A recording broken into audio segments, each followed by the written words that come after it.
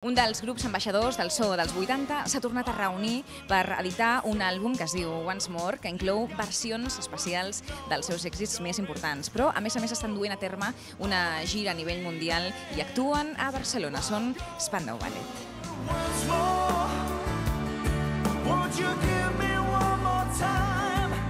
Spandau Ballet, benvinguts, welcome to Barcelona. Muchas gracias, thank you. Thanks a lot. Esteu en plena gira, us heu retrobat ja amb els vostres fans. Com ha estat la rebuda per part del públic?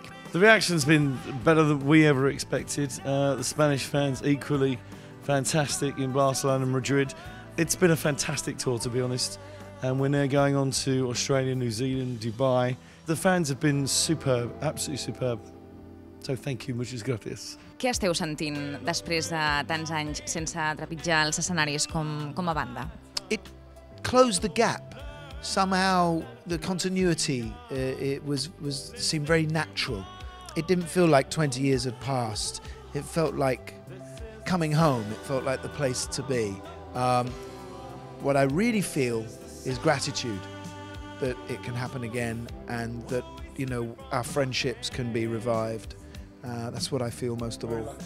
Moltes cites confirmades en aquest tour, esteu visitant moltes ciutats. Ha canviat en alguna cosa la manera de treballar entre vosaltres quan esteu de gira? We've all spent the last 20 years going off to do our own things, and we've kind of discovered our own personalities in a way, you know, because we grew up with this band and started in the band when we were, some of us, 14, 15. So it's been a really nice experience of coming home and finding out who you are again. Dins de Once More, aquest nou àlbum, interpreteu novament molts dels vostres èxits, alguns dels més emblemàtics, però d'una manera diferent. Sembla que la veu té més protagonisme. We stripped the songs down and we sat around in Gary's sitting room, a different place entirely from the way we used to do it in like a rehearsal studio. And around his house, like with coffees and sandwiches, we kind of relaxed into the songs. It was good sandwiches, the coffee was great. And the first impression was, yes, Tony's voice was the main thing that was in the room, and we all fit around the voice, as opposed to kind of the other way around, like it was done in the past. And that way also gave more focus to the songs and the words, the lyrics.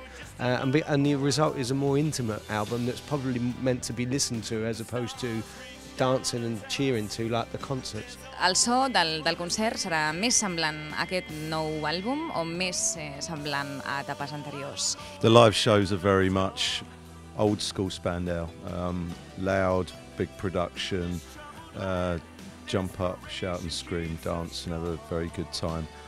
You know, this is the first time Spandau have been out and been able to play all of our hits, because previously we were always promoting a new album.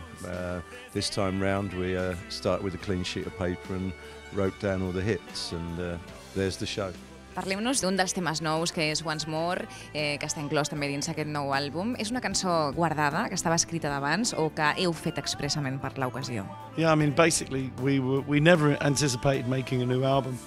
And Universal Records made an approach to us and said, look, we'd love you to do an album, as Steve said, deconstruct some of the fantastic Spandau songs and do them orchestrally, etc., and acoustically, and also write a couple of new songs. So the album was recorded in 3 weeks. It's the fastest album Spandau Ballet have ever done. And for me, it was one of the most pleasurable ones as well. It was really, really good fun to do. Yeah, I think it set a sort of blueprint of how we'd like to work in the future together.